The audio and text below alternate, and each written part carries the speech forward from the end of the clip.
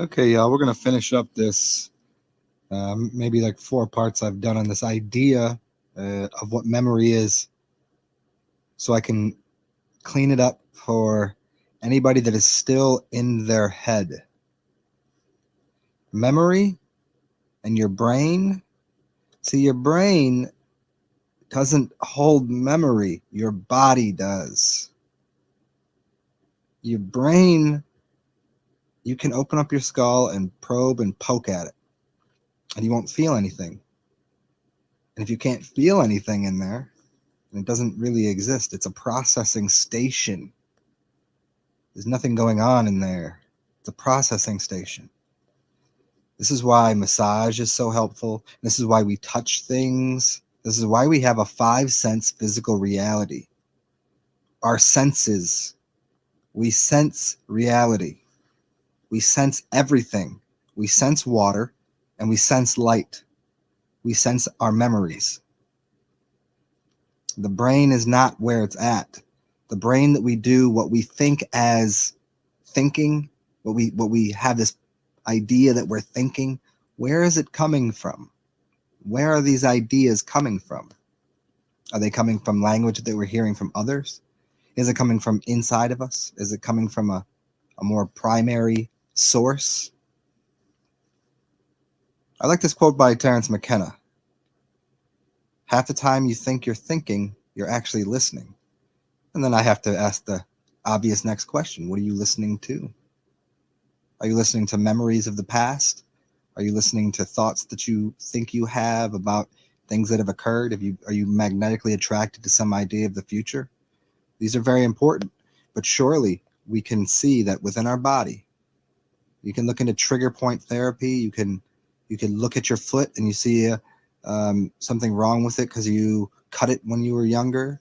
You can see these scars. You can feel something inside of your body. You can feel your body. And those are all points of memory.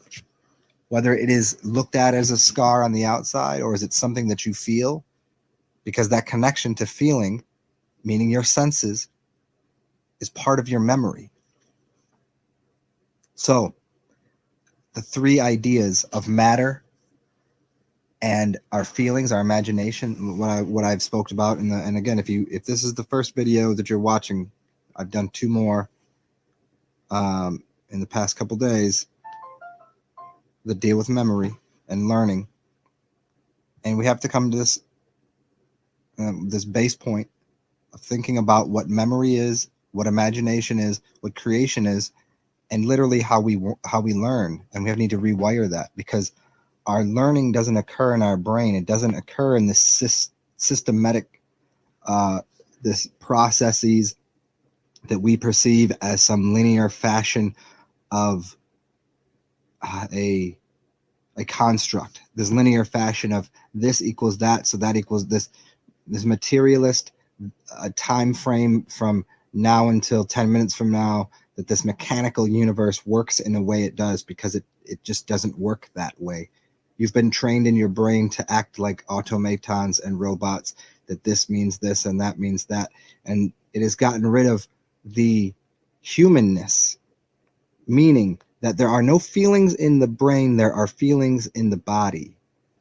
Your body, your temple that you're housed in. So what you think about anything doesn't matter. What your emotions are don't matter. What you're feeling and your senses are. What your senses tell you, the 5 of them that you're told that you have, although there's probably quite a bit more. If you get into the Egyptians, they believe there was 360, and others believe there's different amount of senses. A lot of popular theories now have about 10 senses. But nonetheless, this idea of learning, our capacity, our ability to learn, store memory, make new decisions, new tools, new ideas, new frameworks, it all comes out of our body, our body's intelligence. Our physical, this is why the physical is important, but let's not get too caught up in a mechanical version of the universe. Let's look at physicality as that, physicality in the moment, and holding on to stored memory systems. This is why you can trigger things in the body. You can program things into certain points of the body. You have points of pain. You have points of pleasure. Why else would you like to touch things? Why do you like to play with a dog? Why do you like to make love? Why do you like to be outside and touch the ground? Why do you like to do anything? Well, we've all been cut off from that, and now we stare at something and we think about things, and we think that we think about things. And how do we think about that? And and people say, how do you feel about that? And then we've confused it, and people go, oh, I feel this way. And they've lost the language. They've been hoodwinked.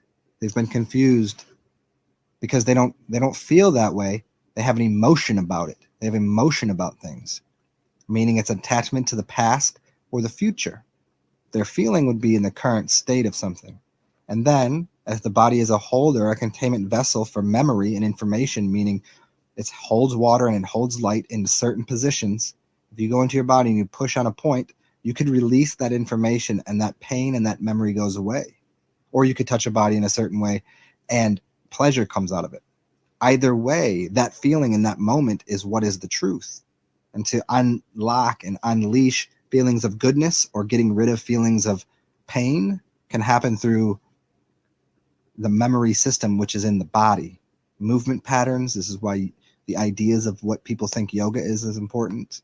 This is why touch is so important. This is why looking at like color therapy, because that's a sense. You sense the color. This is why music therapy is good.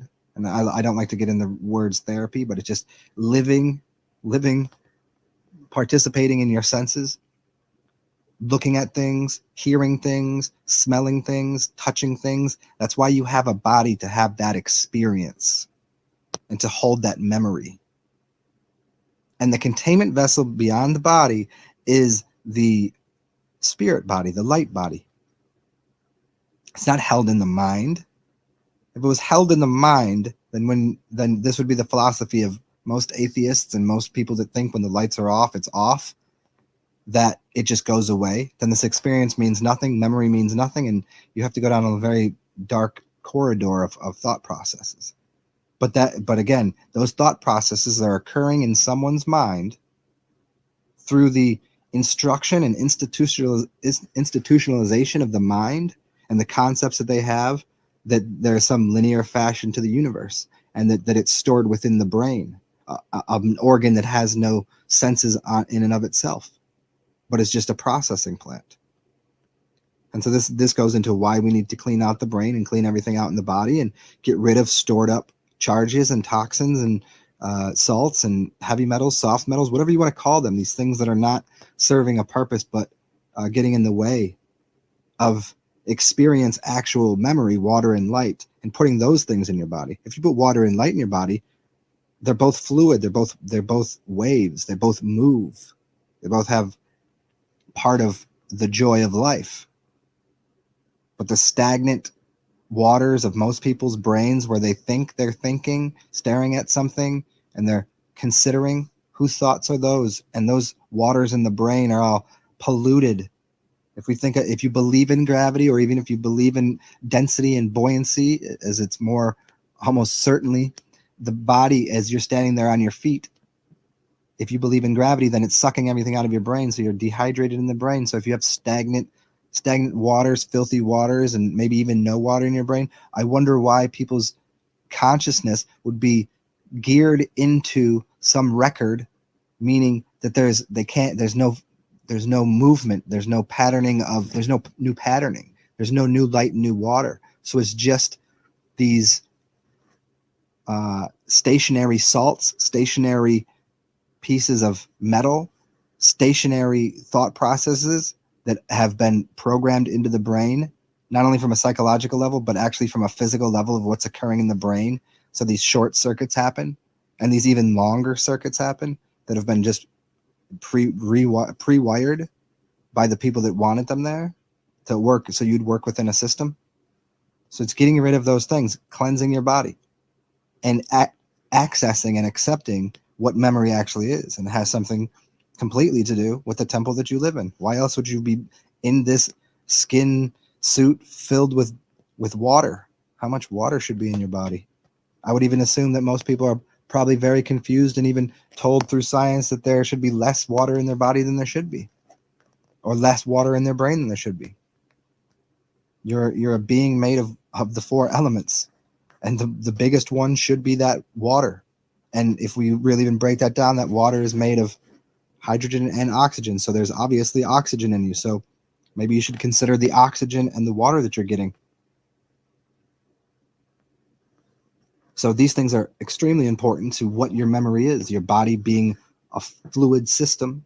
And as I've spoke about many times before, if we change the direction that we think of things, if we change how we consider the body, instead of thinking of it in the three as a mechanical system first, if we stop right there and look at it first as an electrical system and then a fluidium system, and then the mechanical system, meaning the skeletal body. If we think of how does this electrical system work, and then we bind that with, well, we need to have a liquid system so this electrical system works.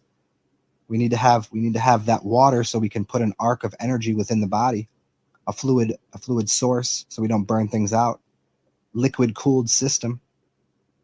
Now we reframe the way that we live and experience the world and what we think memory is and where it's held and what the brain's purpose is. Clean out the brain and the processing center changes. Rehydrate your brain, clean the fluids in your body, and your system works differently. Understand that the body and your five senses are your memory. Your five senses are that's how you experience the world. That's all there is to it. You have to become more in tune with what your body is. As a sensing temple, a moving, water-filled sensing temple of everything that occurs in reality. And that's where your memory is. That's how you create memory. And create more memory through movement of water and light, movement patterns. You don't create memory through stagnation of the same thought, stagnation of the same movement, same position. You get nothing new out of it. So get rid of the things that you think are your thoughts. Don't attach yourself to them. And there's easy ways to do it. It's not just going into meditation practices, because that doesn't work for people. If it did, everybody's listened to that. Everybody's tried it. It's difficult to do. Why? Because you already have too many physical objects obstructing your system. Remove the physical constraints in your system, in your mind, and in your body, and you start to loosen up, get rid of old ideas, old literal neurological, old literal connections between salts in your body that used to be firing in a certain way and short-circuiting your system. Get rid of those things. Clean your body out. Flush it all out. And then see how your thinking is. See how your process is. See the way that your mind appears to look at things. Because if your mind doesn't have things in it as preconceived notions anymore, as physical objects and blocks, then you perceive reality different. Those thoughts that you used to have, they vanish. Because they weren't yours anyways. And then you look at things with bright, clean eyes from a new perspective. And then the brain is used as it should be, as just a processing plant for whatever information is coming to it at that moment. Within the physical matrix of your five senses. Collect those five senses in the moment. Collect those five senses as an experience within that present moment. And there's your memory. Then put that through the brain. Then see what you see. And then as we get into everything else, that the reason for doing this is to have a better experience and to plan out a future. Then when you have a clean slate to be able to, what kind of experience would you like to have? Then you can start creating through magic and start creating a universe that you'd like to have. Because you're not tied to, you're not hinged to, you're not anchored to things and ideas that aren't yours. And you as an infinite being can create anything that you'd like. So I hope this cleared up a lot of things for everybody. Have a beautiful day. We'll chat soon.